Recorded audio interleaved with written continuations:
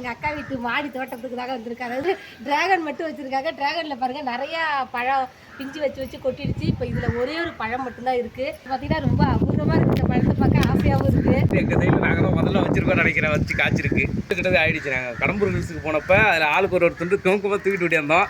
அதுலேருந்து ஒன்று மட்டும் இதில் காய்ச்சிருக்குங்க. இது இவ்வளோ பெருசாகிடுச்சு. எடுத்துகிட்டு வந்து சின்ன பீஸாக எடுத்துகிட்டு வந்து வச்சுது. இதில் வந்து இவ்வளோ பெருசாகிட்டு இது ஒரு பழமும் முழுசாக பழுத்துருச்சுங்க. நல்ல பழமாக இருக்குது. ஒரே பழம் தான். நிறைய காய்ச்சி என்ன பண்ணுது, மழை பெய்யும் போது பட்டு கொட்டிடுதுங்க. எங்களுக்கு எப்படி இது பாதுகாக்கணும்னு தெரியல. ஏதோ ஒன்று மட்டும் தப்பிச்சு பொழைச்சிருச்சு. பார்த்தீங்கன்னா கூடையை வச்சு தான் வச்சுருக்கிறதுனால வந்து இது வந்து வேரெல்லாம் நல்லா கீழே போடாமல் இருக்கிறதுனால பழம் நிறைய வரல. இது பழம் பார்த்தீங்கன்னா ரொம்ப பெருசாகவும் இல்லை. பறிச்சிடலாமா? பறிச்சிருங்க பாருங்க. ஒரிஜினலே பார்த்துங்க. நீங்களே பறிக்கிறது உங்கள் கையாலேயே. பழம் நீங்கள் பறிக்கணும்னு இருக்கு பாருங்க. பறிச்சு அவ்வளோதான்.